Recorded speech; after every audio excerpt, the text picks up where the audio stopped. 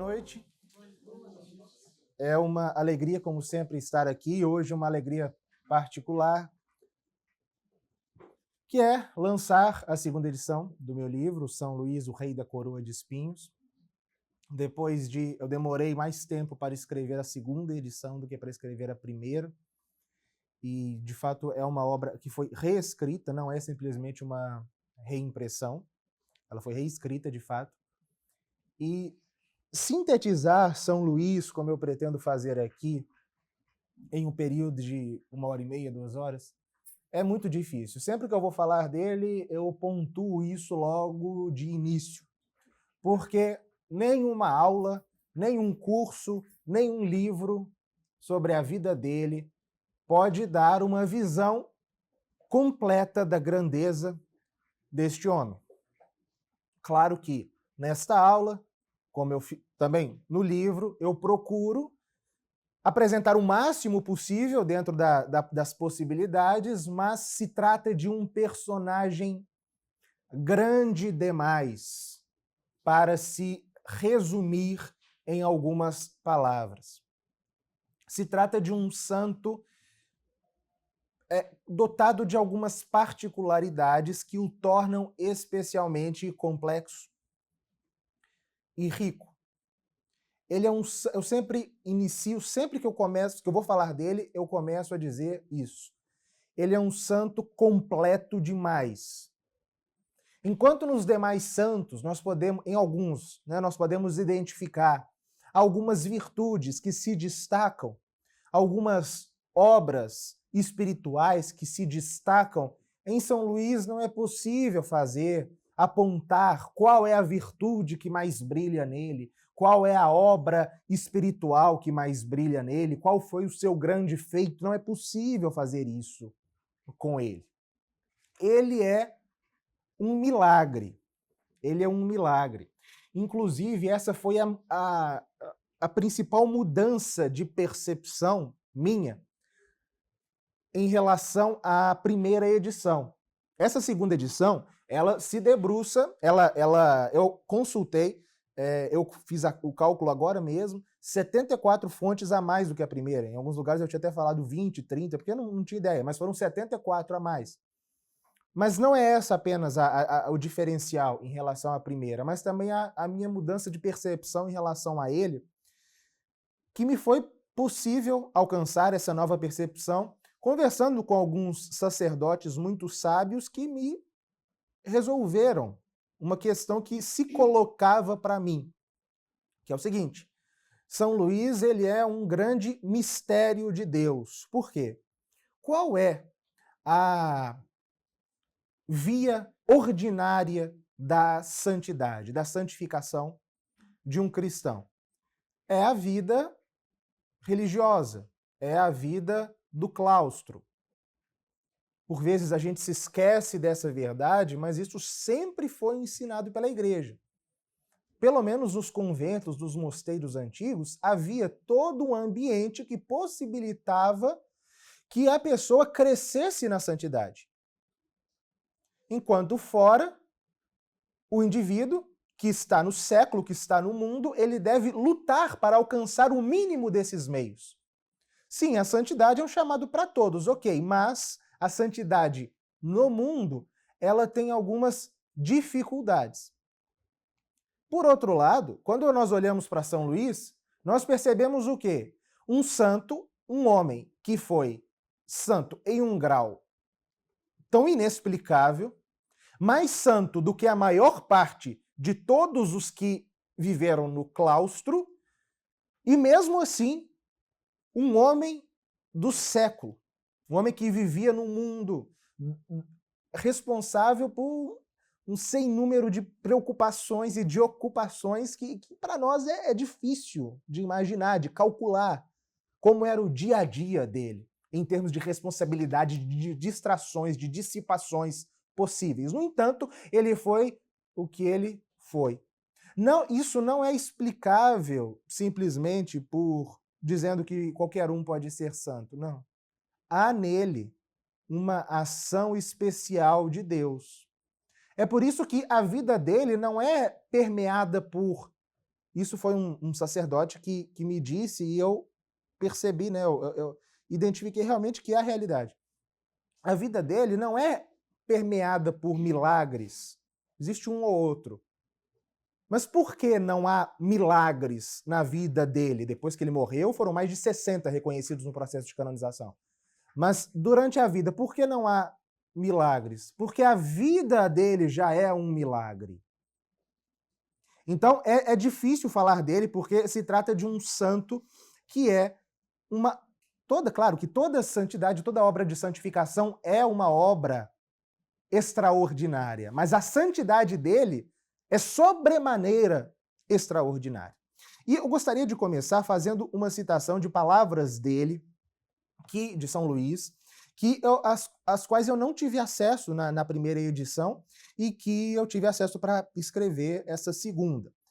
São as últimas instruções que São Luís deu aos seus filhos Filipe, João e Pedro antes de partir para a sua derradeira cruzada. Essas instruções não são aquela famosa carta de São Luís ao seu filho, não. São palavras que ele dirigiu oralmente aos seus 3 filhos antes de partir para a sua última cruzada, cruzada na qual ele morreria. Então ele fala, o São Luís que fala aqui é um São Luís um mês antes da sua morte, já com seus 56 anos de vida, e exprime palavras que resumem a sua vida e mostram a sua grandeza. Vejam só. No dia da partida, estando prestes a subir no navio, São Luís mandou chamar seus filhos, Filipe, João e Pedro, e à beira do mar lhes disse: Vede como eu, já velho, empreendo pela segunda vez a viagem de além-mar. Como deixo vossa mãe avançada em idade e meu reino, que mantemos em paz e em tranquilidade, repleto de honra e prosperidade. Vede como, por causa de Cristo e da Igreja, não poupei minha velhice, e como resisti aos pedidos de vossa mãe para que não partisse. Em nome de Cristo renuncio a tudo, riquezas e honras, para me expor a tudo, de corpo e de alma. Eu vos levo comigo, meus queridos filhos, assim como vossa irmã mais velha, e teria levado meu 4º filho se ele tivesse idade. E virando-se para o seu filho Filipe, que iria sucedê-lo, lhe disse: Quero que entendais essas coisas, a fim de que, depois de minha morte, e quando vós estiverdes sentado em meu trono, não poupardes nada, nem mulher, nem filhos, nem mesmo vosso reino, por Cristo, pela Igreja e pela fé católica.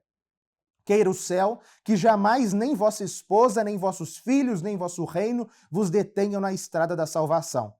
Eu vos queria dar, a vós e a vossos irmãos, este último exemplo, e se as circunstâncias o exigirem, espero que o sigais.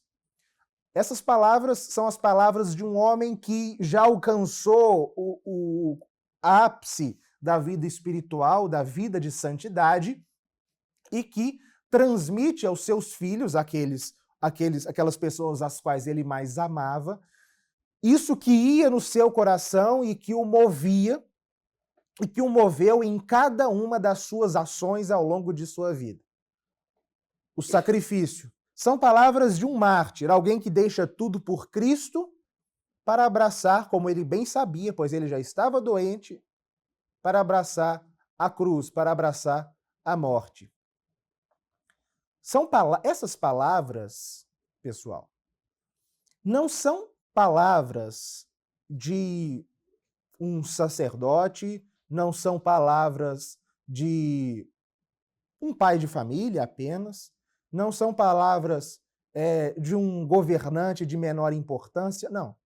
São as palavras do rei mais poderoso do Ocidente no século XIII, senhor do reino mais importante da cristandade, rei durante 46 anos, e que a posteridade reconheceria como um dos mais benéficos reinados que a França já teve. Ele deixa tudo isso em um gesto de abnegação, de sacrifício, de oblação ao Cristo crucificado, como o seu próprio confessor disse, por Cristo. Então, eu comecei aqui pelo final, por essas palavras dele, para vocês perceberem que não se trata de um santo qualquer. E gostaria de fazer outras duas breves citações, uma de um inimigo da igreja, de alguém que não pode ser que não pode ser acusado de simpatia para com a Igreja Católica ou para com a monarquia tradicional, enfim.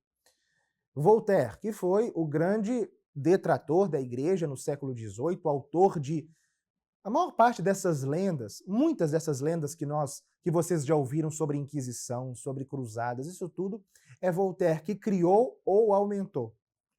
Mas vejam o que Voltaire, que não tinha compromisso com a verdade, diz de São Luís. Sua piedade, que era de um anacoreta, um eremita, não lhe tirou nenhuma virtude de rei. Uma sábia economia não prejudicou a sua liberalidade. Ele soube conciliar uma política profunda e uma justiça exata, e talvez seja o único soberano que mereça este louvor. Prudente e firme no conselho, intrépido nos combates sem ser arrebatado, compassivo como se tivesse sido sempre infeliz. E vejam o que ele fala.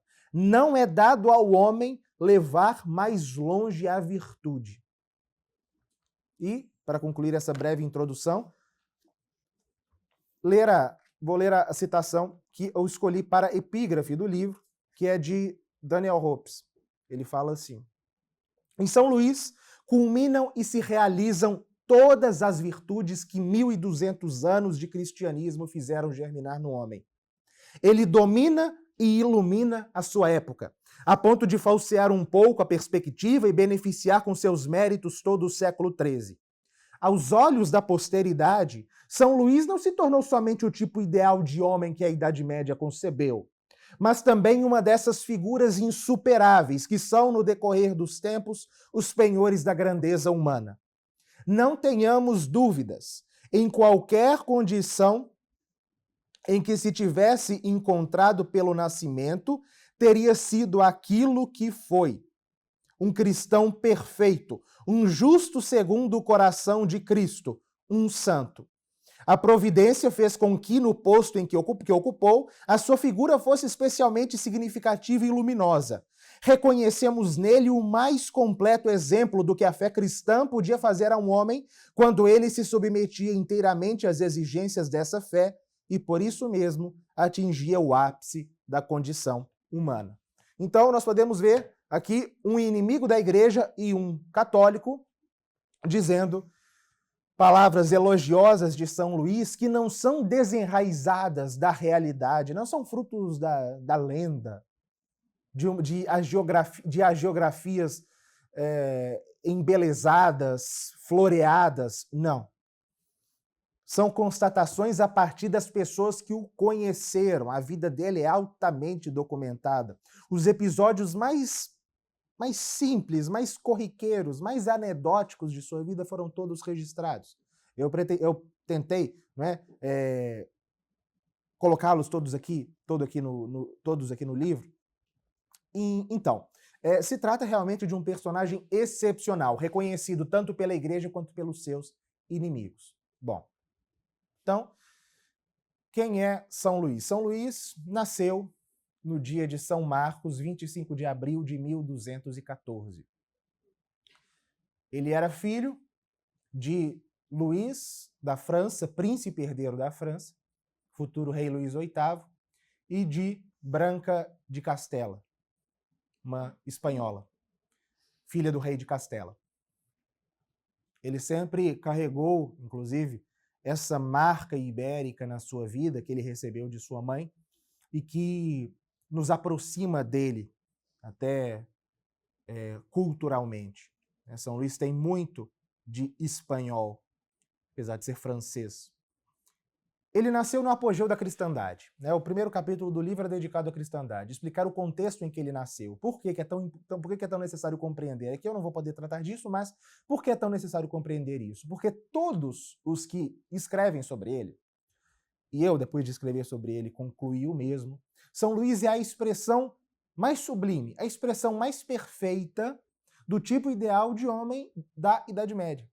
A cristandade medieval, aquele período da história da Igreja e da humanidade que não há como não reconhecer como o apogeu da história da igreja neste mundo, esse período entre os séculos XI e XIV. Se nós queremos procurar um ideal de homem, ou seja, aquela sociedade informada pelos princípios do evangelho, orientada por Deus, que tipo de homem essa humanidade, esta civilização quis produzir? São Luís. Ele é a expressão mais sublime do modelo de homem da Idade Média, do modelo de homem da época cristã do mundo. Aliás, ele e outro. No século XII, um religioso, São Bernardo de Claraval. No século XIII, um secular, São Luís. Se nós queremos encontrar o modelo de homem que a Idade Média quis produzir, é ele. É ele.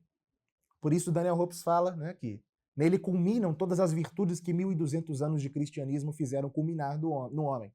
E um grande medievalista do século XIX, Jules Zeller, ele fala uma coisa que eu acho que resume a vida dele e o seu reinado. Ele diz: São Luís é o rei com o qual a igreja sempre sonhou. Ou seja, olhando para ele, nós descobrimos duas coisas. O ideal de homem secular, tal como a igreja, tal como a fé cristã quer fazer de todos nós, e ao mesmo tempo, um modelo, talvez o mais sublime, o mais próximo do que é o governo, o Estado, a política, tal como a igreja deseja. Essas duas coisas, o homem e o rei, que são naturalmente um só. São Luís não era um liberal que divide a sua vida em várias instâncias diferentes. Não, ele é um só. E daqui a pouco eu falarei mais disso. No âmago de sua vida está a fé e a graça divina. E desde este âmago, tudo que diz respeito a ele, tudo, ele quer ordenar, colocar no lugar conforme essa fé. Então ele nasceu no apogeu da civilização medieval e foi a expressão mais clara do modelo de homem que os medievais buscavam ser. Toda civilização, tanto as maiores quanto as mais decrépitas, tem o seu modelo de homem. Todas. Um certo arquétipo ao qual todos os homens daquela sociedade, ou a esmagadora maioria deles, quer ser. Toda sociedade tem isso. Até o processo educacional é feito a partir, não é, do tipo ideal de homem em que se quer transformar aquele que é educado. Toda civilização tem isso. São Luís é o homem que a Idade Média quis que os seus filhos, que a igreja na Idade Média quis que os seus filhos fossem. E como nós sabemos que a igreja é uma só, a verdadeira igreja católica de hoje não é outra igreja que não a igreja da Idade Média e a igreja de todos os séculos, logo, São Luís é o modelo de homem que a igreja quer produzir, né? Bom, como eu disse, então ele nasceu no apogeu da civilização medieval. Na família real mais poderosa do Ocidente, quando ele nasceu, era rei da França seu avô, Filipe Augusto, Filipe II, um dos maiores reis da França. Foi rei da França de 1180 a 1223. Ele morreu quando São Luís tinha 9 anos.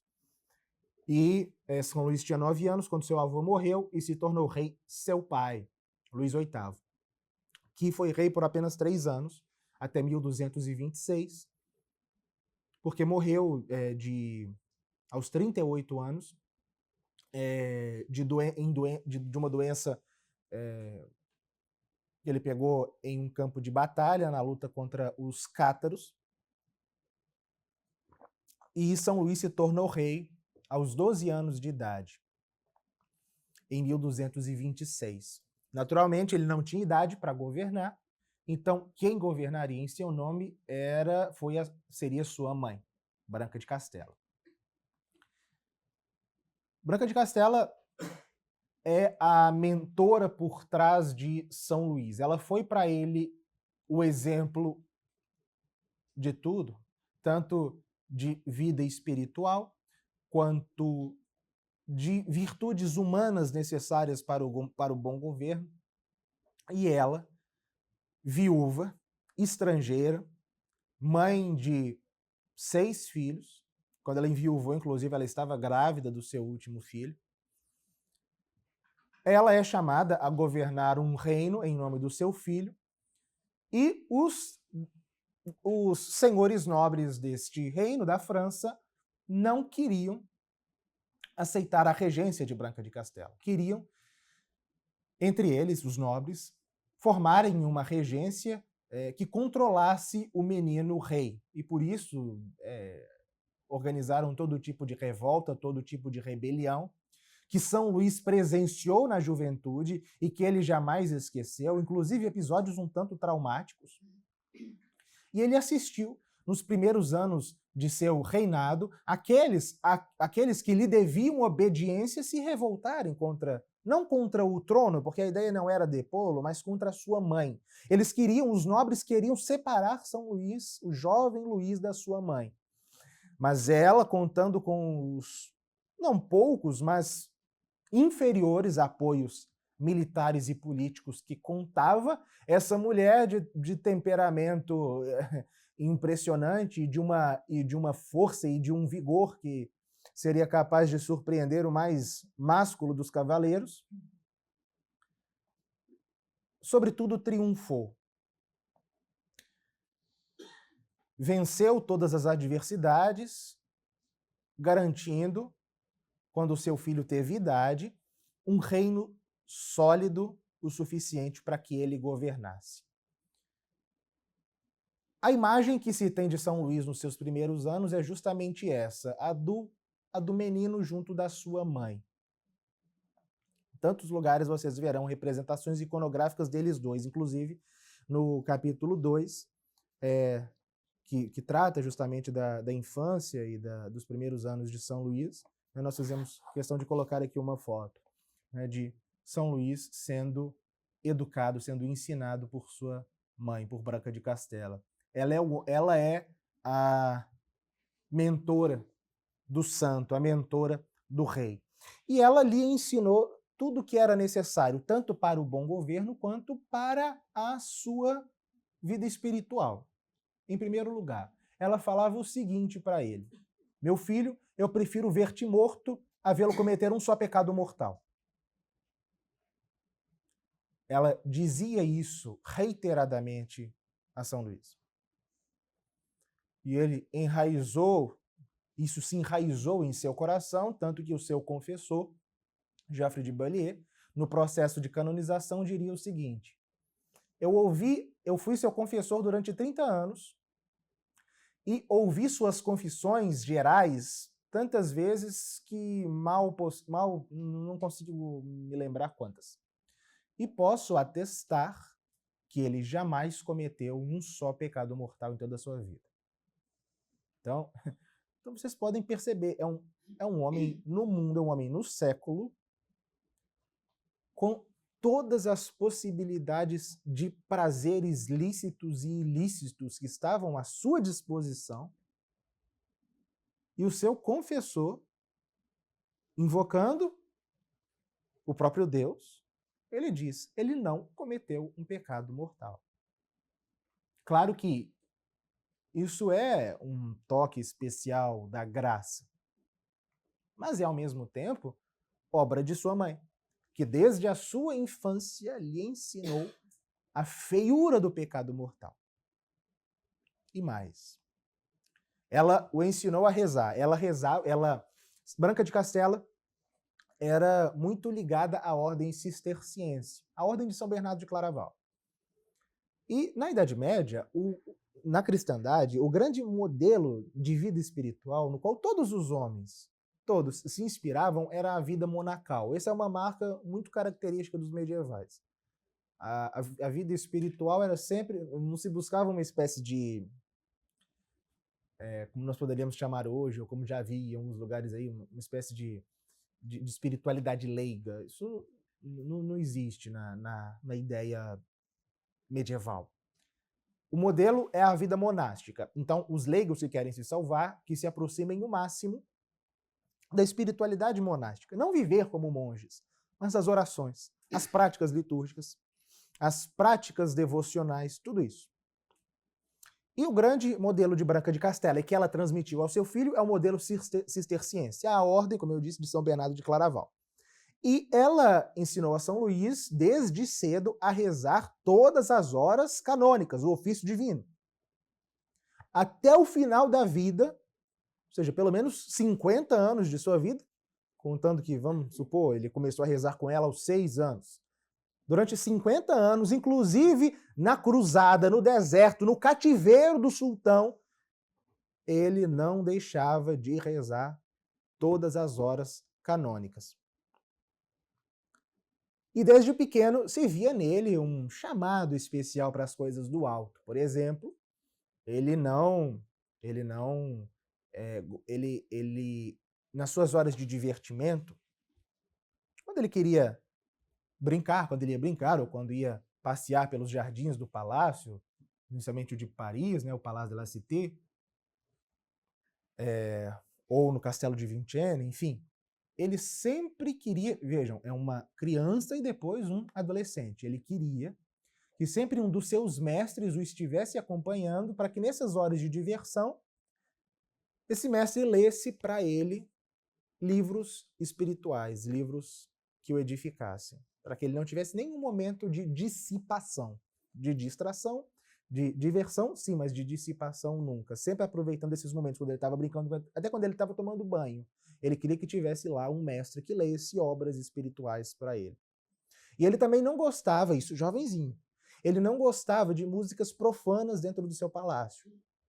Havia um jovem pajem, oriundo da Ocitânia, do sul da França, que sabia muitas músicas da sua terra natal, músicas profanas, não eram músicas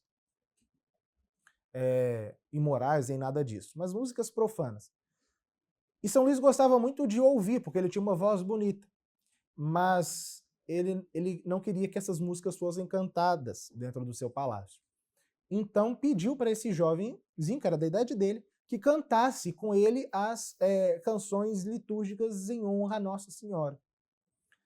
Em latim, naturalmente. Só que o rapaz não sabia. Então São Luís ensinou para ele e os dois ficavam cantando juntos pelo palácio. E desde jovem também, isso já um pouco mais crescido, já na adolescência, se via nele a necessidade, ele via a necessidade de mortificar-se e mortificar, sobretudo, a sua soberba. Porque, vejam, ele era rei desde os 12 anos. Ele tinha tudo para ser um homem soberbo, um homem vaidoso. Então, desde muito jovem, claro que na maturidade isso vai chegar a níveis verdadeiramente heróicos, mas desde muito jovem se vê ele procurando mortificar o seu orgulho e levando seus irmãos pequenos a fazerem o mesmo. Por exemplo, os reis medievais, sobretudo ele, eram grandes construtores de obras da igreja, de construtores de igrejas, de mosteiros, enfim. São Luís construiu a abadia de Royaumont, uma importante abadia cisterciense da França, que foi destruída na Revolução Francesa. Só que ele não simplesmente fez questão de financiar a construção, mas ele fez questão de participar da construção, carregando pedras e argamassa. Ele tinha lá seus 18, 19 anos. Conta o cronista que ele, naquela época não tinha carrinho de mão, então eles carregavam as pedras em grandes placas, no qual uma pessoa segurava de um lado, a outra de outro. Então, São Luís ia na frente, o monge ia atrás, carregando aquelas pedras pesadíssimas de um lado para o outro. E ele obrigava os seus irmãos pequenos a participarem. Eram os príncipes Roberto, Afonso e Carlos, que tinham entre de 15 a 6 anos. Né? Então ele fazia questão, mas você pode pensar, nossa, mas fazer uma criança participar de um castigo desse? Não, ele simplesmente estava querendo ensinar-lhes a viver adequadamente a virtude. Inclusive, os seus irmãos gostavam de encher os seus carregamentos com mais pedras para que o castigo acabasse mais rápido, eles pudessem descansar ou paravam. São Luís via que eles estavam ali parados conversando, ele ia lá, mandava que eles calassem a boca, porque os monges faziam silêncio, eles também deveriam fazer, e que os monges não descansavam, também eles não deveriam descansar. Isso quando ele era adolescente. Então, se trata, claro, de mesmo na piedosa Idade Média, né, mesmo numa época tão devota, tão católica, um jovem com este tipo de inclinação para as coisas de Deus e para a virtude chama a atenção. Ele se casou aos 20 anos, em 1234. O seu casamento ele foi arranjado por questões políticas, como era de praxe na época. Foi escolhida como sua esposa, na verdade, foi sugerido a ele, porque ele já não era uma criança, mas foi sugerido a ele que ele se casasse com a filha mais velha do conde da Provença. Provença é uma região que vocês já devem ter ouvido falar, Provence, fica na França. Na época não ficava, na época era um feudo do Sacro Império Romano. Ficava fora do Reino da França, mas que era estrategicamente localizada para a coroa francesa, porque era uma região que ficava no litoral mediterrâneo. E também havia uma outra intenção nesse casamento, que fez, inclusive, que o Papa, que na época era Gregório IX, desse a dispensa para o casamento, porque eles eram primos. Que no sul da França, naquela época, ainda pululava a heresia cátara. No sul, na região da Ocitânia, que é o sul da atual França, a Provença estava incluída. E era muito útil que os reis da França, que já há algumas décadas capitaneavam a luta contra a heresia cátara, tivessem uma presença ali naquele sul mediterrâneo da França e do Sacro Império Romano para ajudar a combater a heresia cátara. Então, houve um motivo político e um motivo religioso para o casamento. A escolhida foi a filha mais velha, como eu disse, do conde Raimundo Berengário IV da Provença. Chamava-se Margarida.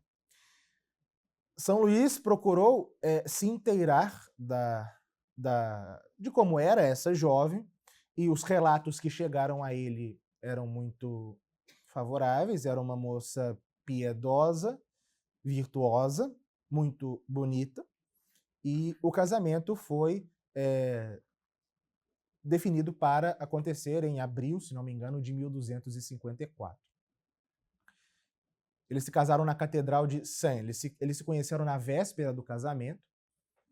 Nos dias anteriores ao casamento, São Luís ficou meditando o livro de Tobias, né, que para os cônjuges, né, para todos aqueles chamados ao matrimônio, é um livro bíblico que talvez mais ensine sobre o casamento. Ele passou meditando num mosteiro em que ele ficou alojado, esperando o casamento. E eles se casaram na Catedral de Saint. No dia seguinte, Margarida da Provença foi coroada rainha da França, na mesma catedral. Ele tinha 20 anos e ela tinha 14. Naquela época, claro que hoje pode parecer uma distância muito grande, mas naquela época não era. Não era. Inclusive, ela já tinha por essa idade, ela já teria até passado da idade de casar. E Margarida da Provença deixou registrado uma coisa. Eles foram casados durante 36 anos, né, até sua morte, até a morte dele. Ela deixou registrado uma coisa muito interessante. Ela disse isso para o seu confessor, Guilherme de Santo Patos, uma das principais fontes aqui para o livro. Ela disse que São Luís não a tocou nas 3 primeiras noites de casamento. Por quê? Porque ele quis adotar, porque ele quis seguir um costume muito disseminado na igreja naquela época, que era guardar as chamadas 3 noites de Tobias. Aquelas 3 noites em que, no livro de Tobias, Tobias e sua esposa Sara passaram em oração, em vigília pelo seu casamento. E São Luís sugeriu, né, tal como ela conta, ele disse que iria rezar e me convidou para rezar com ele essas 3 primeiras noites. E assim foi feito, e na 4ª consumaram o casamento. Eles tinham muitas afinidades, eles gostavam de ler juntos, de rezar juntos, de passear juntos. E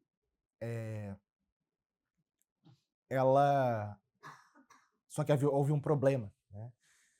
Nos primeiros 6 anos de casamento, ela não conseguiu engravidar, ou melhor, ela não conseguiu dar à luz, ela teve alguns abortos. Com o tempo, essa situação foi ficando insustentável, porque como rei da França, ele precisava de um herdeiro, e a dinastia dele, a dinastia capetiana, a grande dinastia real francesa, ela já há 9 gerações passava o trono de pai para filho, algo que é até chamado de o milagre capetiano, né? E São Luís não tinha filho, já depois de 6 anos de casamento, e eles foram ficando desesperados. Alguns conselheiros já até começavam a sugerir que ele pedisse a declaração de nulidade do casamento, para que ele pudesse se casar com outra mulher, enfim, e eles rezando. Fizeram peregrinações a santuários marianos, enfim, até que lhes ocorreu visitar um santo abade chamado São Teobaldo de Marly, que havia sido cavaleiro na corte do avô de São Luís, Filipe Augusto, e que, na década de 1220, eu acho, decidiu deixar o mundo, entrar para o mosteiro e se tornou abade em pouco tempo pela sua virtude, e já era um santo de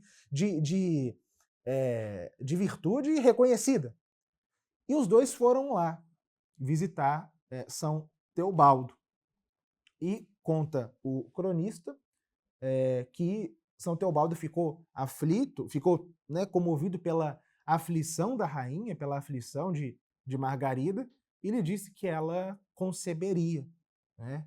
E o interessante é isso, essa mulher que todos julgavam estéril, acabou dando à luz 11 filhos, dos quais 9 ultrapassaram a infância, algo raríssimo na Idade Média, não só apenas na Idade Média, mas até há poucas décadas atrás.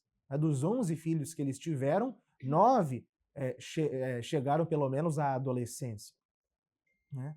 8 à idade adulta. Então, foram 6 filhos antes da cruzada, 3 filhos durante a cruzada e mais 2 filhos depois da cruzada. Tiveram filhos durante a cruzada, né? Só que um episódio anedótico interessante que Joinville, que é o melhor amigo de São Luís, deixou registrado, que se não fosse por ele nós não saberíamos. Para mal da sogra, né? Branca de Castela, a mãe de São Luís, com todas as virtudes que nós devemos reconhecer a ela, São Luís não seria o que foi sem ela, mas ela morria de ciúme do filho. Não deixava que ele e Margarida da Provença ficassem juntos durante o dia. Tentava impedir os seus encontros durante o dia. Conta-se, inclusive, que, como ela não gostava que os dois ficassem juntos durante o dia, sei lá, alguns falam que ela temia que Margarida da Provença assumisse sobre ele a influência política que ela tinha ainda, enfim. Enfim, pode ser só questão de sogra mesmo. Mas é por elucubração. Mas há um episódio que Joinville mencionou que se nós não soubéssemos, se ele não tivesse contado, Branca de Castela passaria incólume à posteridade. Porque realmente são episódios que depõem um pouco contra ela. Diz que São Luís e Margarida gostavam, eles tinham vários palácios, naturalmente, e eles gostavam particularmente do Palácio de Compiègne. Por quê? Porque os aposentos dos dois, vejam, rei e rainha não dormiam no mesmo quarto. né? Só dormiam juntos quando iam cumprir suas obrigações conjugais. São Luís e Margarida, eles, neste palácio, eles tinham um quarto que era um em cima do outro e era unido por uma escada de caracol. E durante o dia, eles se encontravam nessa escada e colocavam um soldado no quarto da rainha, um soldado na porta do quarto da rainha e um soldado na porta do quarto do rei, para caso a rainha mãe estivesse se aproximando de qualquer um deles, ele batesse na porta e eles corressem para ela não vê-los juntos. Enfim. Inclusive, Joinville também menciona uma coisa. Quando Branca de Castela morreu, ele surpreendeu Margarida da Provença, a nora, chorando copiosamente. Joinville chegou e falou: mas meu Deus, era a mulher que a senhora mais odiava que morreu. E a senhora chora desse jeito? Aí ela respondeu: não é pela minha sogra que choro, mas pela tristeza que sua morte causou no meu marido. Ou seja, é uma companheira excepcional. Se São Luís não foi, não seria o que foi sem sua mãe, também não foi sem a sua esposa. Afinal, um cônjuge que coloca obstáculos à vida espiritual do marido ou da mulher realmente é um grande empecilho. Né? Não é um pequeno empecilho, é um grande empecilho. Bom, nos seus primeiros anos, São Luís, ele não é ainda São Luís. É possível identificar muito claramente na sua vida aquele momento em que houve aquela virada de chave, aquela segunda conversão. Vejam, ele não passou, não é possível ver na vida dele um momento de conversão da vida de um pecador para alguém que se torna um bom cristão, como tantos nós aqui, né, como tantos de nós aqui procuramos, né, passar. Nele não, porque ele nunca cometeu um pecado mortal, ele sempre foi virtuoso desde muito jovem, então não é possível identificar esse momento na vida dele. Mas é possível identificar uma segunda conversão, quando de um cristão piedoso, fervoroso, generoso, ele se torna um santo. Esse momento começou, essa transformação começou quando ele decidiu cruzar-se, quando ele decidiu partir para a Terra Santa para lutar pela libertação de Jerusalém. A ocasião da sua decisão foi uma luta, foi uma guerra, que o opôs ao rei da Inglaterra, ao rei Henrique III da Inglaterra, seu primo e seu cunhado, né? Porque a esposa do rei Henrique da Inglaterra era irmã da esposa de São Luís. O rei da Inglaterra, Henrique III, era um homem de muitíssima piedade, de virtude também incontestável, mas questões políticas, disputas feudais herdadas por ele, não começadas por eles, mas herdadas de gerações antes dele, né, de reis da França, de reis da Inglaterra antes deles, fizeram com que eles entrassem em guerra no começo da década de 1240. São Luís venceu, né, inclusive a grande vitória militar de São Luís foi uma batalha contra as tropas inglesas, Batalha de Taillebourg. Existe, inclusive, um lindíssimo quadro representando essa batalha na Galeria das Batalhas, no Palácio de Versalhes, como uma das grandes vitórias da história da França. E depois de vencer essa batalha, depois de vencer essa guerra contra o rei da Inglaterra, chamada Guerra de Santonge, aqui no livro, pessoal, claro que eu estou resumindo aqui muitíssimo, eu estou saltando fatos e mais fatos, né? Todas essas circunstâncias políticas são explicadas aqui. Estou resumindo mesmo. Depois de vencer esta guerra, ele fez um santuário, ele fez uma peregrinação ao santuário mariano, acho que Rocmadu, para agradecer ao nascimento do seu primeiro filho, homem, porque essas duas primeiras crianças foram meninas, Branca e Isabela. Em seguida veio um varão, Luís. Ele fez essa peregrinação. Quando voltou, caiu doente de uma doença que ele contraiu na guerra, malária. E ele chegou a um grau de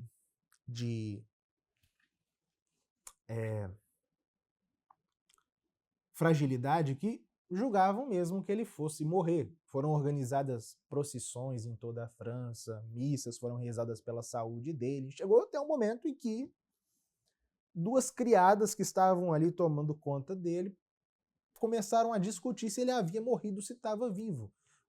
Uma das criadas queria colocar um pano na cara dele, a outra falou, não, ele está vivo, a outra, não, ele morreu, e no meio dessa briga dessas duas loucas em cima dele, ele acordou e disse as seguintes palavras apenas. E nesse exato momento estavam trazendo para ele as relíquias da paixão, das quais eu vou falar daqui a pouco. Coroa de espinhos. E a relíquia da Vera Cruz e um dos cravos de Cristo. E nesse exato momento ele despertou e disse, dei-me a cruz.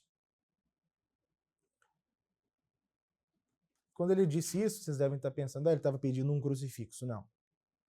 Ali ele estava fazendo o voto de cruzar-se, de partir para a cruzada. Por quê?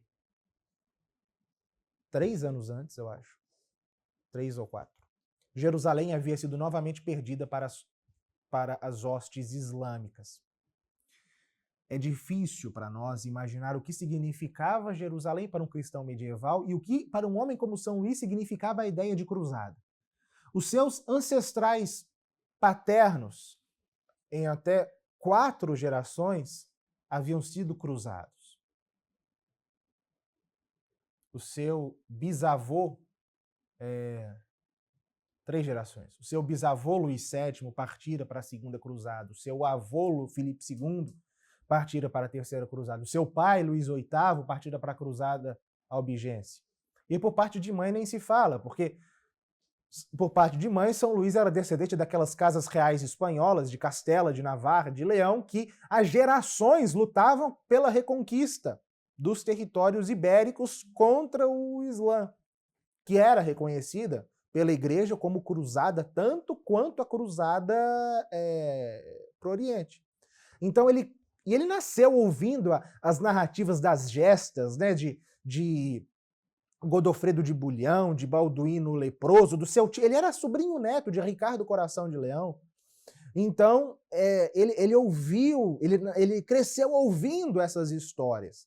E de repente Jerusalém cai, e isso causou isso teve uma imensa repercussão na Europa, e ele, despertando da doença, ele disse, eu irei para Jerusalém.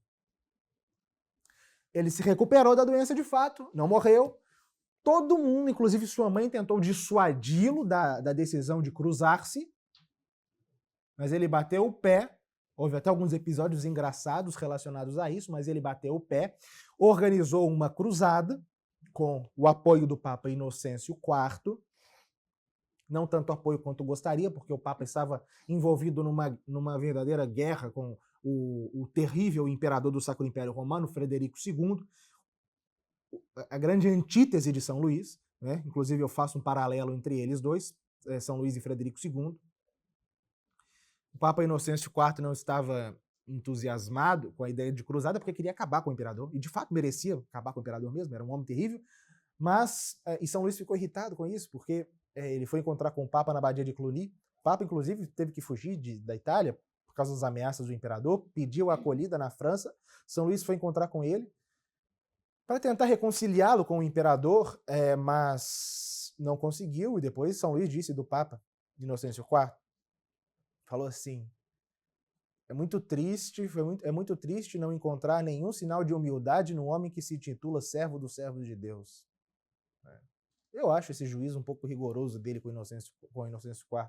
De fato, Frederico II era o capeta, era quase o anticristo mesmo. Quer dizer, vários papas chamaram ele de anticristo, de filho de Beelzebul, de força vinda do inferno, enfim. São Luís não pôde organizar uma cruzada com toda a igreja como ele gostaria, com toda a cristandade como ele gostaria, justamente por esse conflito que dividia a cristandade entre o imperador e o papa, mas ele fez o que pôde. Ele conseguiu arregimentar pelo menos 30 mil homens na França, participaram também tropas vindas da Itália, da Inglaterra, da Escócia, alguns contingentes vindos da Noruega, de Aragão, mas o grosso das tropas foi francesa. Foram 4 anos de preparação, foi talvez a cruzada mais bem organizada da história. São Luís abriu os tesouros reais para a partida, para adquirir os melhores barcos, os melhores armamentos, para financiar aqueles cruzados que não pudessem comprar aquilo que era necessário para partir, enfim. E ele partiu de Aigues-Mortes, né, o porto que ele construiu no sul da França para servir de partida para as cruzadas, e em 1249. A sua cruzada, 1248, perdão. A sua cruzada durou 6 anos. Ele ficou 6 anos fora da França. Nunca um rei ocidental ficou tanto tempo no Oriente quanto ele. A Cruzada de São Luís é muitíssimo bem documentada. Eu a reproduzo aqui com muitos detalhes, com base nos principais cronistas, como Joinville e Jean Sarracin, que acompanharam São Luís, mas também alguns cronistas islâmicos que escreveram sobre a cruzada. E o local escolhido por ele para desembarcar foi o Egito, a cidade de Damieta. O Egito era estratégico para tomar Jerusalém. Ele desembarcou em Damieta. Damieta era uma cidade no litoral do norte do Egito, importante para conquistar o país, para conquistar o Egito. Os cruzados da Quinta Cruzada haviam tomado aquela cidade em vários meses, então se esperava que o cerco seria demorado, mas não foi. O cerco de Damieta durou apenas algumas horas. São Luís conseguiu conquistar Damieta. Os cronistas contam que durante essa batalha, durante esse cerco, ele estava, né, no seu navio, né, as tropas iriam desembarcar para tomar a cidade, e quando ele viu a Oriflamme, o estandarte real da França, tremulando já em terra, ele pulou do seu barco com a água até as axilas, sozinho, com a espada na mão, e somente um capacete, e avançou na praia e se lançou contra os muçulmanos, e teria inclusive sido morto se muitos outros soldados não viessem atrás para defendê-lo, né? Enfim, tamanho seu ímpeto, que era desembarcar ali e reconquistar e tomar aquela cidade para Cristo. Foi uma tomada, a tomada de Damieta foi fácil. Os cruzados esperaram alguns meses para partir para o interior do Egito. O objetivo deles era o Cairo. Por causa da demora, porque estavam esperando um outro contingente que chegaria, o contingente do irmão de São Luís, Afonso de Poitiers. Eles demoraram dentro de Damieta. Quando partiram para Mansurá, que era a grande fortaleza que estava entre Damieta e o Cairo, uma parte do exército, que ia na vanguarda, liderada por seu irmão Roberto de Artois, foi pega numa emboscada islâmica e foi trucidada. O grosso do exército, chefiado por São Luís, veio logo em seguida e varreu os campos de Damieta. Depois de uma batalha encarniçada que durou 3 dias, os cruzados tiveram uma grande vitória ali no deserto. Não é bem um deserto, ali era a região do delta do Nilo, cheia de pequenos fluxos de água que vão desembocar no Nilo, uma região inóspita naturalmente, não é desértica, mas úmida e perigosa, extremamente perigosa. Atravessar esses pequenos fluxos de água era extremamente difícil. E os cruzados foram sitiados pelos muçulmanos, que se reorganizaram e passaram a sitiá-los. Eles passaram algumas semanas, eles ficaram a quaresma inteira de 1250 ali, sitiados nas portas de Damieta. E os muçulmanos, como não podiam vencê-los pelas armas, decidiram vencê-los pela fome e pelas doenças que eles sabiam que iriam se desenvolver no exército. E foi o que aconteceu. Os relatos são assustadores, né, do que os cruzados passaram ali, naquele campo em frente a Mansurá. as doenças era tifo, escorbuto. São Luís pegou todas as doenças e mesmo assim, principalmente por ir até os doentes, para cuidar dos doentes, a comida desapareceu, né? Os muçulmanos interceptavam os víveres que chegavam de Damieta, a comida ficou cada vez mais escassa, né? Joinville até menciona cavaleiros, nobres, os homens mais poderosos da França, que ficavam tão alegres quanto plebeus quando ficavam sabendo que havia comida em determinado lugar, né? E São Luís ficou terrível também, dizia-se, né, que ele estava quase esquelético de tão magro por causa da desidratação, né? Ele pegou disenteria também, e até que chegou em determinado momento em que decidiram partir, recuar de volta para Damieta. Só que, no caminho, os muçulmanos conseguiram interceptá-lo. São Luís teve a oportunidade de partir com os doentes pelo rio e assim teria se salvado, mas ele caiu prisioneiro dos muçulmanos da Batalha de Fariskur. Foi feito prisioneiro e levado para Mansurá como cativo. E junto de tantos outros soldados, né, dos mais importantes, do mais alto escalão da nobreza da França, um do seu irmão, Roberto de Artois, morreu em Mansurá. Os outros dois, Carlos de Anjou e Afonso de Poitiers, foram feitos prisioneiros com ele, assim como tantos e tantos nobres franceses e de outras nacionalidades europeias. Foram mantidos presos porque os muçulmanos sabiam que eram homens importantes e que pelos quais poderia ser pago resgate. Os demais eram trucidados, né? Os demais prisioneiros. São Luís foi prisioneiro dos muçulmanos por pouco mais de um mês. Um mês que foi fundamental na vida dele. Um mês que foi fundamental para o seu futuro governo, para o governo que ele, né, retomaria ao retornar para a França, e para a sua vida espiritual. Ele viveu ali uma verdadeira noite escura, um verdadeiro calvário. Ele ofereceu todos os seus sofrimentos a Cristo, e isso aqui não estou falando de achismo, porque Deus nos deu a graça que ele caísse prisioneiro com o seu capelão, Guilherme de Chartres, que deixou tudo relatado. Mesmo doente, esquelético, de cama, ele rezava, ele fazia questão de rezar as horas canônicas do mesmo modo como rezava em Paris. Tanto que o sultão que o prendeu, sultão Turan Shah, um homem honrado, ficou impressionado com a piedade e com a amabilidade com que São Luís os tratava, os próprios muçulmanos. E eles se tornaram verdadeiros amigos. Ele trouxe médicos para São Luís. Eles se tornaram amigos, né? O cronista Mateus Paris relata as conversas entre São Luís e o sultão, São Luís tentando converter o sultão ficando até um pouco impressionado com as palavras de São Luís. E eles até chegaram a um acordo para que o rei fosse solto. Só que quando o sultão estava partindo para a cidade de Damieta, que estava sob posse cristã, aliás, quem estava governando Damieta? A esposa de São Luís, Margarida da Provença, que o acompanhou na cruzada. Isso era comum, isso era muito comum. As esposas dos grandes senhores acompanhavam os seus maridos.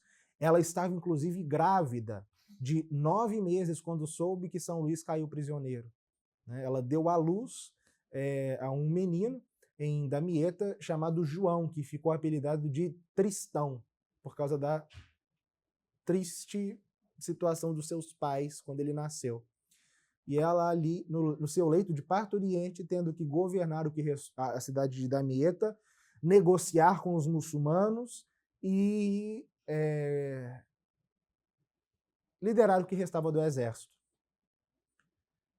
Pois bem, Margarida da Provença lá, governando Damieta, e seu marido, isso era o que sobrou da cruzada.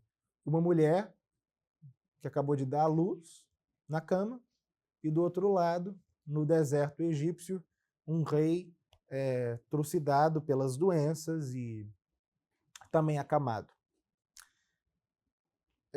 Quando o sultão estava indo para Damieta para comunicar aos cristãos do acordo que ele havia selado com o rei, o sultão foi assassinado num contexto de uma revolta que aconteceu no próprio Egito, pelos mamelucos, que derrubaram o Turan Shah, mataram o Turan Shah, assumiram o governo do Egito, muçulmanos também, naturalmente, e foram até São Luís, em Mansurá, com as espadas ainda manchadas pelo sangue do sultão assassinado, para obrigá-lo a um acordo. E eles diziam o seguinte para ele: veja, nós iremos cumprir nós iremos selar um acordo exatamente como o Senhor definiu com o sultão anterior. No entanto, nós iremos acrescentar uma cláusula.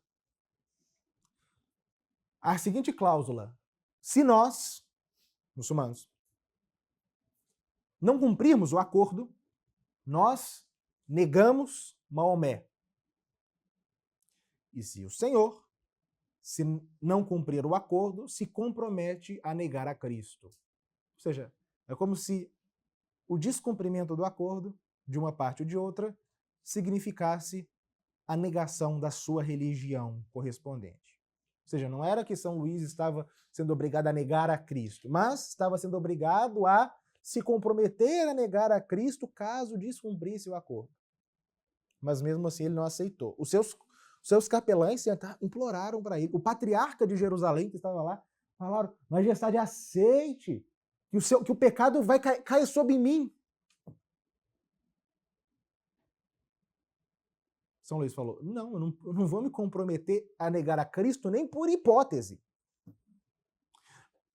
Aí, né, os muçulmanos colocaram a espada no pescoço dele e falaram: mas como você ousa falar assim conosco? Uma vez que sois nosso escravo, nós podemos te matar aqui agora. Aí ele, São Luís respondeu: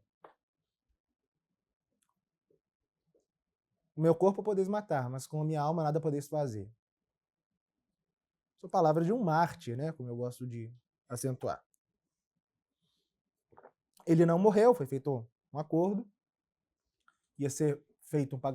seria pago um resgate, os cristãos devolveriam Damieta e pagariam um resgate por São Luís e pelos demais prisioneiros.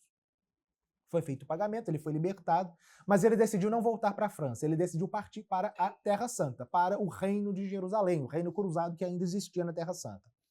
E ele passou 4 anos de sua vida governando os estados cruzados no Levante para garantir uma sobrevida a eles. Permitir que, no futuro, quando viessem novas incursões muçulmanas, esses estados sobrevivessem.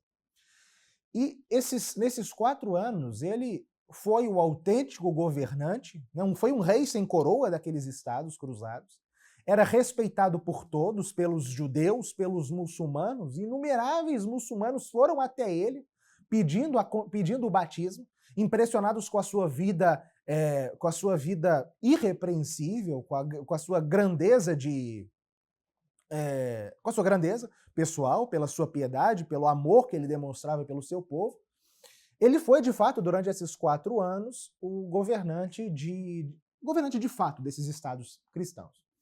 Um episódio deve se acentuar, é necessário relembrar esse episódio, porque já mostra que ocorrera mesmo uma transformação na sua alma, que mostrava que ele não era mais aquele homem simplesmente piedoso de antes, mas que ele já era mais.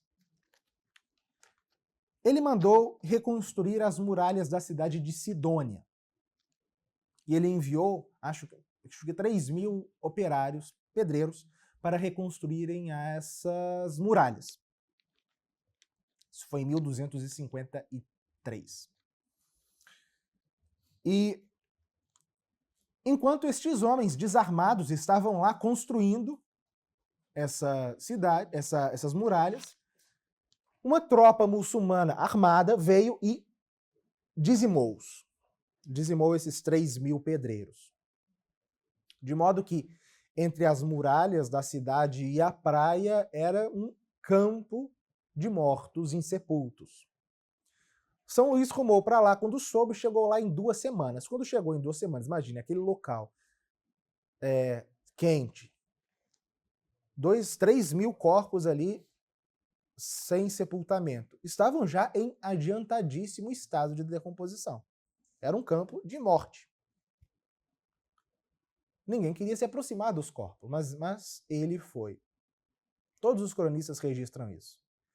São Luís, para dar o exemplo, ele, todas as manhãs, durante pelo menos uma semana, ele entrava no meio desses corpos e com todo carinho, com todo cuidado, recolhia aqueles restos mortais, cujo cheiro ninguém suportava. Alguns até já desmanchando, ele pegando cada um daqueles membros, né, sem manifestar em um momento sequer sinal de nojo ou de repugnância. Ninguém, todos não queriam, né? Imagina aquele cheiro, aquela coisa terrível. Algumas pessoas chegaram até a morrer por causa do contato, nem tocaram, simplesmente pelo cheiro daqueles cadáveres. Mas ele ia para dar o exemplo e falava: vocês estão sofrendo agora, mas esses nossos irmãos sofreram muito mais do que nós. Ele recolheu todos aqueles corpos, mandou fazer um grande funeral, ele os conhecia como mártires.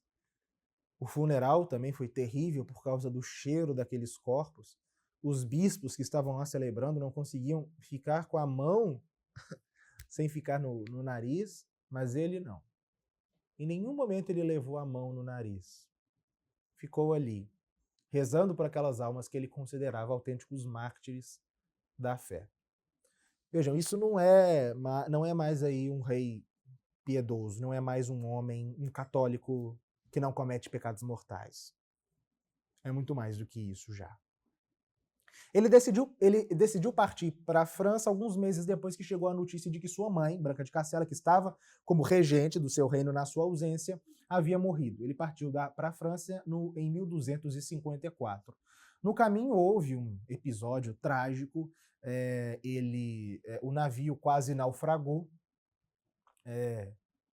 Ele mostrou também provas heróicas, provas de fé e de esperança heróica durante aquele episódio, que durou mais de um dia, de quase naufrágio daquele navio. Aí, é nesse episódio, inclusive, que está um possível milagre que ele fez.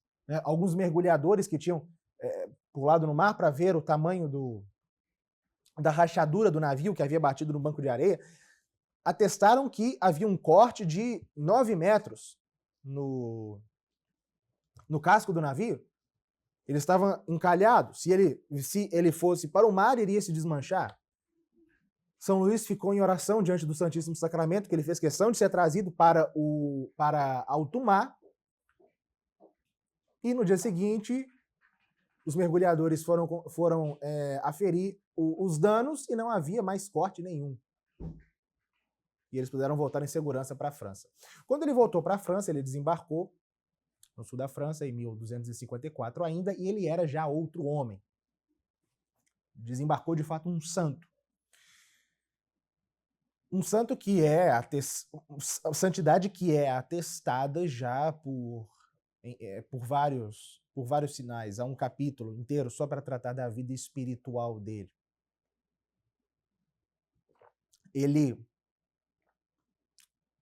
A vida de oração de São Luís era uma coisa impressionante. Ele quase não dormia. Ele levantava-se várias vezes durante a noite para rezar.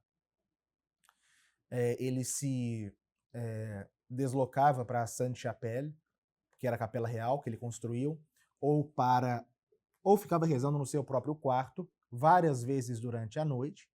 Ele cantava todas as horas canônicas, mesmo quando estivesse em viagem, ele fazia questão de rezar as horas canônicas a cavalo. Ele assistia 2 missas por dia, e frequentemente 3 ou 4 missas. Confessava-se uma vez por semana, às vezes mais de uma vez por semana. Ele demonstrava... Isso aqui é uma das coisas que mais chamam a atenção nele.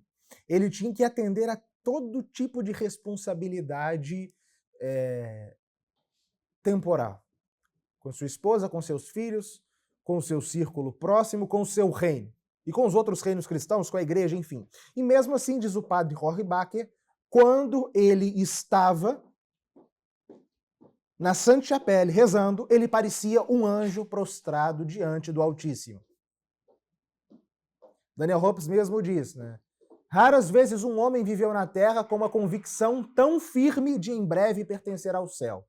Mas também raramente um místico se envolveu tão profundamente na ação.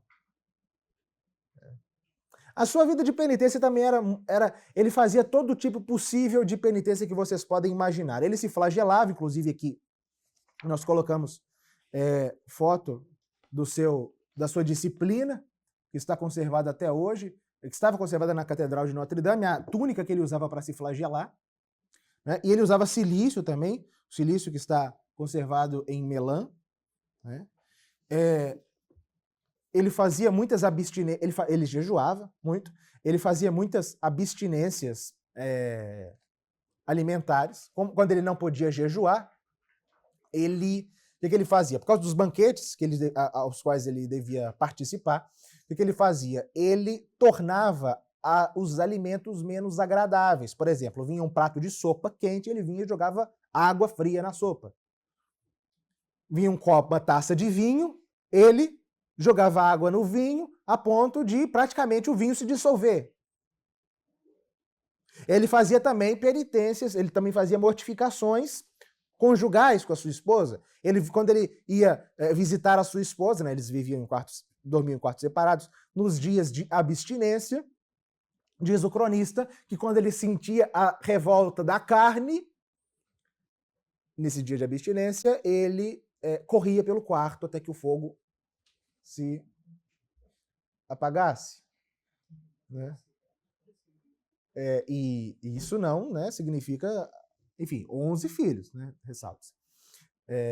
Enfim, então era um homem penitente, era um homem de oração, que tinha de fato a graça de Deus no centro da sua vida, um amor imenso à Eucaristia. No livro eu dou detalhes, não dá para repetir tudo aqui, pessoal, mas um amor impressionante por Nossa Senhora e pelos santos.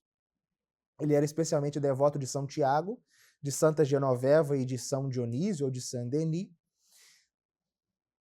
Ele tinha um amor profundo por tudo que dizia respeito às coisas de Deus. Ele assistia os sermões com uma frequência impressionante. Ele era extremamente dedicado às leituras espirituais. Ele adorava ter em sua companhia grandes pregadores da época. Não sei se vocês já ouviram falar de alguns desses, como chamava-se Frei Tomás de Aquino e Frei Boaventura, né? Eram dois religiosos um franciscano e um dominicano, que eram professores na Universidade de Paris e que eram no convívio de São Luís, né? Uma grande parte da Suma Teológica foi escrita a poucos quarteirões de São Luís. São Boaventura frequentava o Palácio de São Luís para pregar, sobreviveram pelo menos 17 pregações que São Boaventura fez para a família real. Em São Tomás também há aquele episódio, que inclusive fizeram um carrossel, né, no Instagram do CDB, que é um episódio muito engraçado, no qual Santo Tomás foi fazer uma refeição no Palácio Real de Paris, e nesse dia Santo Tomás estava muito pensativo, não estava conversando, estava muito calado, de repente bateu a mão na mesa e gritou: descobri um argumento conclusivo contra os maniqueus, contra os cátaros. Todo mundo que estava lá ficou assustado, né? Porque, vejam, isso era jeito, né, daquele frade se comportar na presença do rei. Todo mundo ficou escandalizado, menos São Luís, porque os santos se entendem, né? São Luís ficou calado, chamou o notário e falou: anote tudo o que ele falar para que não se perca o argumento. Então, e era também um homem que incentivava as ciências espirituais, o crescimento na verdade. Ele montou em Paris uma biblioteca, uma das maiores da época, reunindo as principais obras da literatura cristã, principalmente os padres da igreja. Ele gostava muito de estudar Santo Agostinho, a ponto de poder corrigir alguém quando fazia uma citação errada de Santo Agostinho, e foi um grande promotor da ciência, do conhecimento, da verdade. Era um homem apaixonado pela verdade. Para ele não havia mentira. Ele não admitia a mentira. E não admitia também no seu círculo próximo gente de má vida, pessoas que se comportassem mal, pessoas que não tivessem uma vida na virtude. Por quê? Primeiro, porque ele sabia da má influência que pessoas não virtuosas podem causar àqueles que querem ter uma vida virtuosa. E segundo, por causa do escândalo. Então, se ele descobrisse que no seu círculo próximo, ou mesmo entre os seus servos no palácio, houvesse alguém que se comportou mal, ele corrigia, se fosse o caso, mandava embora.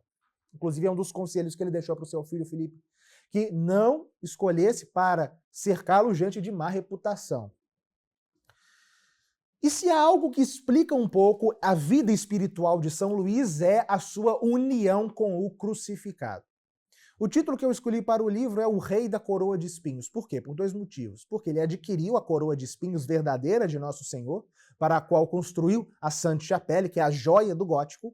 A Sainte-Chapelle, que existe lá em Paris até hoje, era a capela privada de São Luís, e que existia para guardar a coroa de espinhos e outras relíquias da paixão. Mas ele procurou viver a sua vida enquanto homem, enquanto rei, como Cristo viveu na sua paixão. Ele não portou a coroa da França como portava uma coroa que lhe trouxesse benefícios pessoais, uma coroa da qual extraísse algo para si. Não, mas uma coroa que lhe servisse de instrumento para servir ao seu próximo, para servir ao seu povo. Ele encarava como a sua tarefa, garantir o bem-estar material e espiritual do seu povo. E se sacrificou. Na vida dele não é possível identificar um momento sequer de egoísmo, de vantagem pessoal, de desejo de alguma coisa para si. Não, ele o tempo inteiro está se gastando por Deus, pela igreja, pelo seu próximo. E por isso que ele foi chamado de o São Francisco Leigo. São Luís foi coroado um mês depois da morte de São Francisco. E ele foi profundamente influenciado pela espiritualidade franciscana, que tem como alicerce, é claro, esse amor ao crucificado. São Francisco recebeu no corpo as chagas, né, de Nosso Senhor. E como São Francisco, São Luís amava a realidade da paixão, amava Jesus Cristo crucificado, Jesus Cristo apresentado por Pilatos à multidão, coroado de espinhos e flagelado, et homo. Ele amava, como São Francisco. E esse amor repercutia no amor ao próximo, no amor ao miserável, no amor àquelas pessoas que traziam até no seu próprio corpo a lembrança do Cristo crucificado, do Cristo chagado, do Cristo humilhado. Uma das marcas mais características da vida dele é o seu amor aos pobres. São numerosas as anedotas, aqueles relatos, aqueles pequenos relatos de São Luís cuidando dos pobres, cuidando dos miseráveis, cuidando dos enfermos. Ele trazia, ele cuidava, ele alimentava onde quer que ele passasse. Se ele viajava, ele estava constantemente viajando pelo seu reino. Onde ele passava, ele mandava reunir 250 pobres e promovia um banquete para eles e os servia pessoalmente com as próprias mãos. Às vezes trazia pobres para o seu quarto, principalmente idosos, mães com filhos pequenos, para comer com ele em seu quarto, dava comida para eles na boca. E quando eles não... Tem um episódio assim, um pobre não havia comido um pudim inteiro e havia comido, né, com as mãos cheias de úlceras, né? O pudim ficou lá um pedaço imundo. E quando o sujeito foi embora, o serviçal queria retirar. São Luís falou: traga meu pudim. E comeu. Esses gestos de humildade são abundantes na vida dele. Por exemplo, ele, depois da cruzada, ele nunca mais se vestiu com a pompa que seria devida à realeza. Somente nas ocasiões mais solenes. Ele fazia questão de se humilhar. Por exemplo, em uma dada Sexta-feira Santa, acho que era em Compiègne também, ele estava fazendo visitas a igrejas na cidade de Compiègne e viu, descalço, ele estava descalço, e ele viu na rua um leproso. E lembrou-se de quem? De São Francisco. E ali, no meio da multidão, atravessou a rua cheia de lama, foi lá, deu uma esmola e beijou o pé do leproso. Quando ele visitava os monges para ouvir a pregação, nos capítulos, ele se sentava no chão. E quando os monges queriam se sentar no chão junto dele, ele não deixava. Ele ia nas abadias, nos mosteiros, nos conventos, e fazia questão de servir os monges com as suas próprias mãos. Os monges se sentavam e ele ficava como garçom, entre o refeitório e a cozinha, trazendo aquelas travessas de comida. Frequentemente, ele, como as travessas estavam quentes, ele pegava o manto e, para não queimar as mãos, por vezes o manto ficava sujo de comida e o abade falava: majestade, sua capa se sujou. Aí ele: não tem problema, eu tenho outras. Tem um episódio marcante em um monge leproso da abadia de Royaumont, chamado Leger, que ninguém queria chegar perto. Ninguém queria chegar perto deste homem. E tal era o estado, o avanço da sua doença. Tanto pela condição física dele, né, pela repugnância natural, quanto pelo medo do contágio. Mas São Luís falou: vamos lá. Foi lá, sentou-se na cama, do lado do doente, conversou com ele, perguntou se ele precisava, se ele tinha fome, ele disse que sim. Perguntou se ele gostaria de algumas perdizes da cozinha real, da cozinha do palácio, ele disse que sim, mandou trazer. São Luís picou pessoalmente os pedaços de carne para ele, deu na boca, perguntou se ele queria sal, mandou trazer sal, salgava a carne, colocava na boca, um pedaço grande, uma pedra grande de sal caiu na fenda do lábio, começou a sair sangue, sair pus, caiu na mão dele, de São Luís pediu desculpa, aí pegava o pedaço de carne, salgava, tirava as pedras maiores e colocava na boca do doente. Mas é claro, a grande preocupação dele era garantir a salvação dessas pessoas, né? Ele sempre procurava que estes que ele cuidava, e eram tantos e tantos, tivessem sempre auxílio espiritual. Ele sempre, na cruzada, por exemplo, ele contraiu a sua doença, justamente porque fazia questão de visitar os soldados à beira da morte para lembrar-lhes das coisas eternas, para lembrar-lhes das coisas espirituais, né, para garantir que todos eles morressem em amizade com Deus e fossem salvos. E essa realidade da lepra é particularmente tocante quando se considera que ele comparava a lepra ao pecado mortal. Certa vez ele perguntou para o seu amigo Joinville se Joinville preferia contrair lepra a cometer um pecado mortal. E Joinville respondeu: Senhor, eu prefiro cometer 30 deles a contrair lepra. E São Luís respondeu: respondestes como um estouvado, como um louco apressado. Porque não há lepra pior do que cometer um só pecado mortal, porque a alma em pecado mortal é semelhante ao demônio.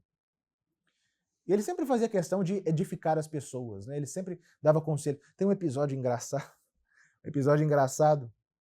Havia uma senhora na corte que fora muito bonita na juventude, segundo se dizia, e que, já adiantada em idade, ela gostava de se vestir, de se enfeitar, para se parecer como era na juventude. E São Luís chegou uma hora e falou: não dá, vou ter que falar com essa mulher. Mandou chamá-la e falou assim com ela: minha senhora, dizem aí que fostes muito bela na juventude, mas o que é passado não volta. Recomendo que a senhora pense na sua alma, pense na beleza da sua alma, beleza que não passa, beleza que é imorredora, enquanto essa beleza que a senhora busca salvar ou recuperar não voltará, ela passa. A mulher mudou de vida, né? E passou a se dedicar mais às coisas espirituais, né? Enfim, então a vida dele é cheia disso, né? Uma pessoa realmente preocupada com a salvação dos outros. Ele gostava de ouvir sermões, mas não apenas sermões próximos, mas sermões distantes, a 10, 15 milhas, nos quais ele pudesse ir a pé. Por quê? Porque ele sabia que ele indo, o povo vinha atrás. Então, ele levava o povo a assistir os sermões junto. Né? Então, ele estava sempre preocupado com isso. Garantir que o seu povo crescesse na fé. Quando ele estava voltando da cruzada, ele soube, né, que os marinheiros cristãos, né, eles não tinham acesso nem aos sacramentos, nem a pregações, quase nunca, e viviam numa profissão extremamente perigosa. Então, o que ele fez? No seu navio, 3 vezes por dia, uma pregação. E instava zelosmente que os marinheiros se confessassem. Colocava vários padres à disposição deles para que eles se confessassem.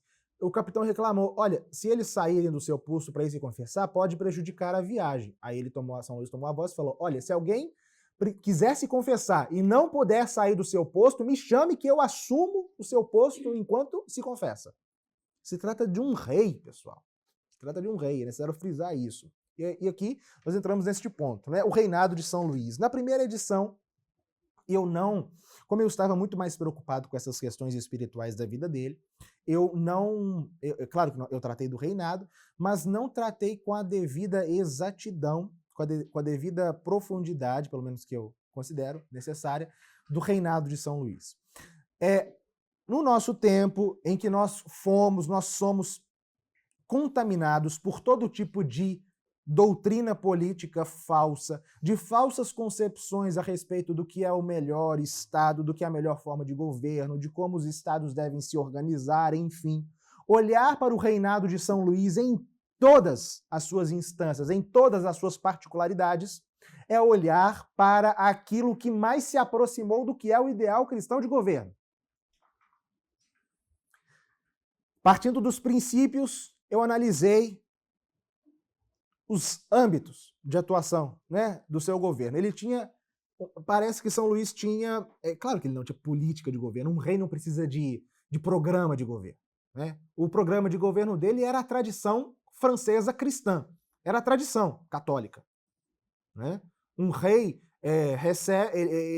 um rei medieval, ele sabia que não recebia um Estado que pode reestruturar de acordo com as suas ideias. Não, ele é filho de uma tradição, e filho de uma tradição multissecular, de uma França católica já há muitos séculos, de um Estado, de uma nação, de um reino já construído, ou em vias de ser construído, com a colaboração da Igreja, e o que ele fez foi corrigir aquilo que precisava ser corrigido e ordenar aquilo que precisava ser ordenado, conforme aquilo que era o ensinamento da Igreja e conforme as tradições francesas. Não é? Bom, ele tinha como grande objetivo do seu reinado, da sua coroa, governar para o bem-estar do seu povo, para o bem-estar material e, sobretudo, o bem-estar espiritual, ordenando o seu governo, ordenando a sua vida, a salvação do seu reino, do seu povo. E nós podemos identificar, isso é um historiador francês chamado Georges Duby, que identifica 3 balizas principais no que São Luís queria fazer enquanto rei: a justiça, a ordem e a paz. Que são as 3 marcas do que é o ideal medieval de governo. A justiça. Em primeiro lugar, um rei que não é justo, né, dizia o adágio, se não me engano era Guilherme de Chartres que disse isso, ou João de Salisbury, não me engano. É João de Salisbury que diz. Um rei injusto não é rei, mas é tirano. São Luís sabia que foi colocado no trono para governar conforme a justiça. E o que é a justiça? É dar a cada um o que é devido. Ele tinha horror à injustiça, qualquer tipo de injustiça. Por isso que quando ele voltou da França da sua cruzada, ele tratou de reorganizar a administração real, porque ele sabia que muitas injustiças estavam sendo cometidas em seu nome. Nomeou as melhores pessoas para serem seus conselheiros, fez uma série de inquéritos no seu reino para aferir se os seus representantes, aqueles que governavam em seu nome, os bailios e os prebostes, principalmente, estavam governando conforme a justiça, e se estivessem se comportando mal, os expulsava dos seus cargos. Emitiu 2 ordenanças, uma em 1254 e uma em 1260, em 1254 e uma em 1256, reorganizando a administração real para torná-la mais justa possível, né? Essa, inclusive, ficou conhecida como a Carta das Liberdades Francesas, porque dava, de fato, ao povo todas as garantias de que não seriam abusadas pelos representantes da coroa. Né? Há ali princípios como presunção de inocência, ideias que nós chamaríamos hoje de combate à corrupção, tudo isso está lá, né? Porque ele queria justamente garantir que no seu reino tudo estivesse conforme a justiça. Mas ele não apenas nomeava administradores justos, mas ele sabia que muitas injustiças poderiam ser cometidas. Então o que ele fazia? Ele fazia questão de ele mesmo julgar. Ficou clássico aquele episódio de São Luís sentado no pé do Carvalho di Vincennes, às vezes, né, nos jardins do Palácio Real de Paris. Ele se sentava lá, podia vir quem quisesse, e ele falava: alguém aqui tem alguma queixa? E qualquer pessoa, de qualquer classe, de qualquer condição, poderia ir até lá e pedir que ele atendesse, que ele corrigisse algum mal feito, enfim. Então ele se fazia próximo do seu povo. Isso inclusive, é uma marca da realeza medieval. A proximidade com o povo. Os reis da dinastia, os reis medievais franceses eram muito próximos do povo, algo que vai se afastar totalmente a partir dos Valois, sobretudo com os Bourbons. Os reis medievais da França eram reis muito próximos do povo. E São Luís é o ápice disso. E ele fazia questão de emitir. Os juízos dele, aqui eu trago pelo menos 20 julgamentos que São Luís fez, um mais edificante do que o outro, porque não se trata simplesmente de decisões jurídicas, mas de decisões conforme a virtude da justiça, porque a justiça é uma virtude. Por exemplo, a imparcialidade dele. Casos em que o interesse da coroa estava envolvido. Ele julgava conforme a justiça, contra os seus próprios interesses, contra os interesses dos seus irmãos, do seu irmão. Né? O seu irmão Carlos de Anjou, conde de Anjou e depois rei da Sicília, havia arrebatado um castelo de um dos seus vassalos, um cavaleiro, né? E este cavaleiro não tinha ninguém para se defender. Foi até São Luís, não tinha nenhum advogado para defender a sua causa, enquanto o irmão de São Luís, o poderoso conde de Anjou, chegou lá com todos os melhores advogados do reino. E esse pobre cavaleiro, falou para São Luís: Majestade, eu desisto, porque eu não tenho ninguém para me defender. O que São Luís fez? Era o seu irmão do outro lado. Fez com que os seus melhores jurisconsultos servissem de advogado para o cavaleiro, que estava ali contra o seu irmão. Né? E são numerosos os juízos dele nesse sentido. Então, a justiça. Tudo orientar, dar a cada coisa o seu devido lugar. Da justiça decorre a ordem, ou a ordem decorre da justiça, enfim. São Luís, uma das grandes marcas da cosmovisão medieval é a ideia de ordem. Tudo quanto existe, tanto no mundo quanto no homem, no cosmos inteiro, tem uma ordem estruturada conforme a sua finalidade, conforme a sua natureza, que encontra a sua finalidade última em Deus. São Luís via essa ordem em si mesmo. Era um santo, né? E ele queria que tudo que estava confiado a ele estivesse ordenado. Né? Por isso, ele tratou de corrigir tudo aquilo que estivesse em desordem na França. Né? Na parte 2 do capítulo 8, que é o maior capítulo do livro, eu trato disso, como ele tratava a heresia, que é a desordem das desordens. Né? Ele favoreceu bastante a Inquisição, os seus esforços pela moralização da sociedade, né? Procurando combater a blasfêmia. Ele tinha horror à blasfêmia. E, inclusive, as punições que ele impunha à blasfêmia eram rigorosas, até rigorosas demais, tanto que o Papa teve que atenuar.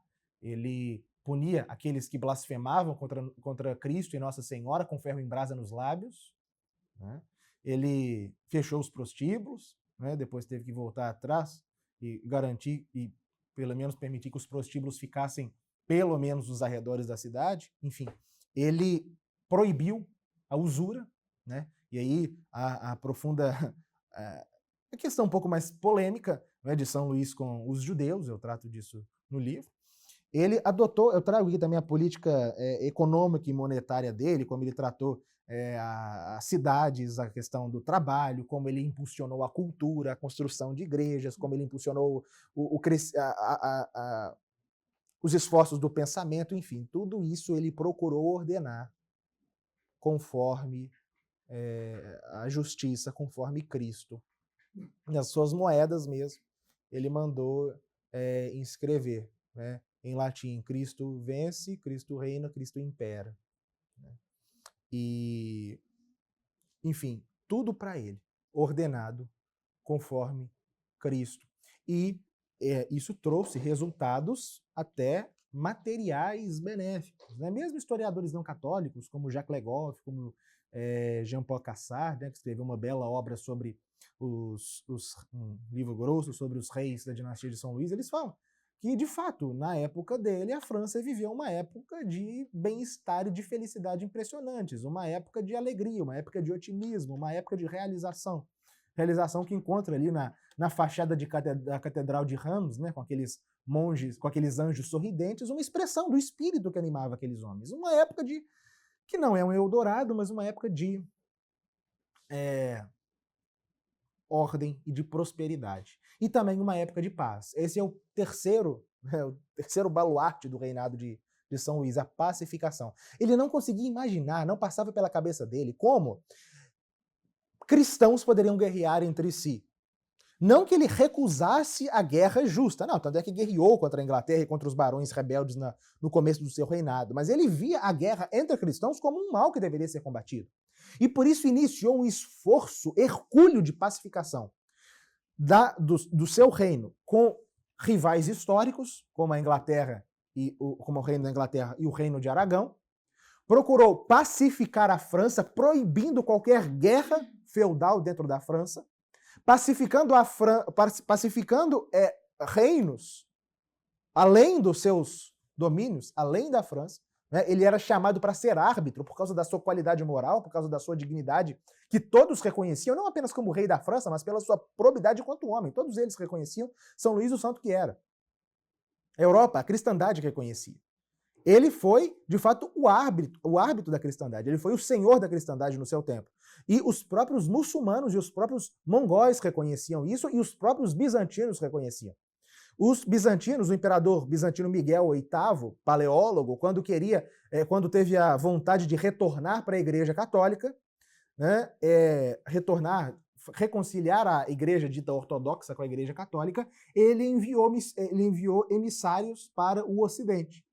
E para quem ele enviou? Para São Luís, para que São Luís arbitrasse o retorno dos bizantinos, dos gregos, para a Igreja Católica. Claro que ele falou que não tinha competência para isso, mas vejam, a ideia que se tinha dele. Né? Enfim, em toda a Europa se tinha consciência de que havia um santo sentado no trono da França. Ele foi reconhecido como santo ainda em vida. Mas a vida dele foi também repleta de sofrimentos, repleta de dores. Em 1260, no momento em que ele vivia até o apogeu do seu reinado, talvez, ele sofreu uma dor dolorosíssima, que foi a morte do seu filho primogênito, Luís, que morreu provavelmente de apendicite aos 16 anos. Claro que isso não ameaçou a sucessão, porque ele tinha outros 4 filhos homens, mas foi uma dor terrível, porque ele forjava esse menino, esse rapaz, até desde muito jovem, para ser um digno sucessor dele. E morreu, isso foi terrível, ele ficou... sofreu muitíssimo. A coroa também para ele era um tormento, né? Frequentemente, havia algumas pessoas que não viam nele, não haviam essa profunda piedade dele com bons olhos. Alguns julgavam que ele gastava muito tempo em sermões, ou que ele favorecia demais os monges, enfim. Ele dizia, né? Engraçado que se eu passasse todo esse tempo jogando dados e caçando, vocês não reclamariam, né? Muitos reclamavam das doações imensas que ele fazia para os pobres, para as ordens religiosas. Ele reclamava, olha, ele respondia, olha, toda a riqueza que eu tenho, uma parte é deles. Simplesmente o que eu estou simplesmente dando a eles o que lhes pertence. Mas algumas pessoas não aguentavam, por exemplo, não aceitavam.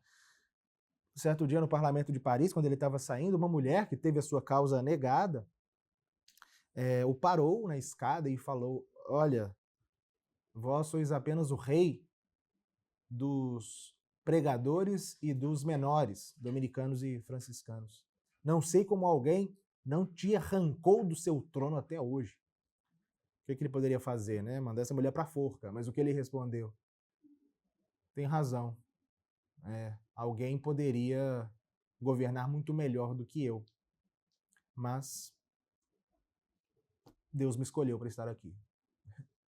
Enfim. E as doenças também. Ele não tinha boa saúde, não é que era um homem doente, mas ele constantemente doenças muito incômodas o atormentavam. Ele tinha uma erisipela na perna que de tempos em tempos o atacava e ele ficava a perna ficava roxa, vermelha. Ele ficava às vezes 3 dias sem conseguir falar de tamanha dor. Mas nunca se viu nessas doenças ele se queixar uma só vez. Ele sempre oferecia estes sofrimentos por Cristo. Enfim. E no final da década de 1260, ele decidiu cruzar-se uma segunda vez. Ele decidiu partir para a Terra Santa mais uma vez.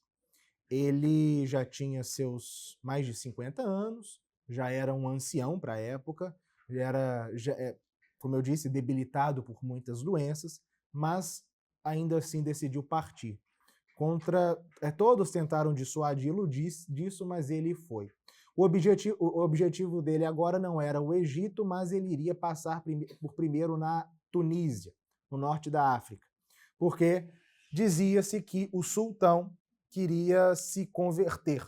Né? O sultão havia enviado emissários para ele, dizendo que ele queria se converter. E São Luís foi com seu exército, organizou mais uma cruzada muito bem organizada, partiu para o norte da África, para Tunis, a antiga Cartago.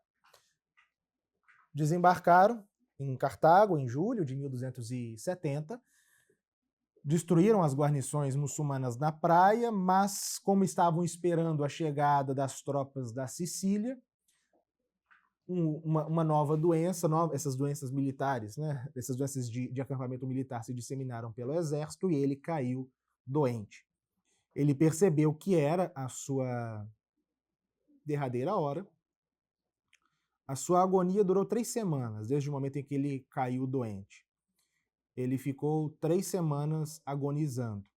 E a sua morte, pessoal, eu não vou tentar reproduzi-la aqui, porque se trata de uma das... Eu já li as vidas de muitos santos e é uma das mortes mais belas, mais ricas de todas as agiografias de todos os séculos. Se vê ali a firme esperança no céu, o desejo pelo céu, o amor à Eucaristia que é trazida a ele, o amor pelos santos e por Nossa Senhora, aos quais ele pede a intercessão, o zelo que ele ainda manifesta pela salvação das almas, pedindo que fossem enviados pregadores para converter os muçulmanos de Tunis à fé católica, e uma abnegação, uma entrega absoluta a Deus, né? E a vontade, né, de se unir a ele na pátria celestial. Ele, antes de morrer, ele pediu que fosse colocado num leito de cinzas e morreu às 3 horas da tarde, hora em que morreu Nosso Senhor, do dia 25 de agosto de 1270. as suas últimas palavras foram as últimas palavras de Cristo. Pai, em tuas mãos entrego o meu espírito. Ele tinha 56 anos e reinava na França há quase 44. Depois que ele morreu, o processo de canonização foi prontamente instaurado. Demorou 25 anos, mas poderia ter... aliás, começou mesmo em 1272, 2 anos depois, porque não havia papa no momento em que ele morreu. A sede estava vacante. Quando o Papa Gregório X foi eleito, a primeira providência que ele tomou, antes mesmo de providenciar sua própria coroação papal, foi abrir o processo de canonização de São Luís. Porque todo mundo sabia que era um santo. E o processo demorou 25 anos por uma série de vicissitudes políticas. Foram ouvidas mais de 250 testemunhas da vida e dos milagres dele. Foram reconhecidos no processo de canonização 62 milagres autênticos, se não me engano, desde a ressurreição de mortos até cegos que passaram a ver, até coxos que passaram a andar. Tudo quanto é milagre mais extraordinário foi reconhecido. E ele foi canonizado pelo Papa Bonifácio VIII em 1297, 27 anos após a sua morte. Se trata realmente de uma vida impressionante, né? Como muitas pessoas dizem com acerto que a vida dos santos é o evangelho vivido, certo? Mas justamente por ser o evangelho vivido, que a vida dos santos é também o evangelho provado. Porque alguém que teve esta vida, como a que São Luís teve, a fé que o movia não pode ser falsa. Não existe religião, não existe doutrina, não existe filosofia no mundo que é capaz de produzir um homem como a fé cristã, como a Igreja Católica produziu São Luís. Obrigado.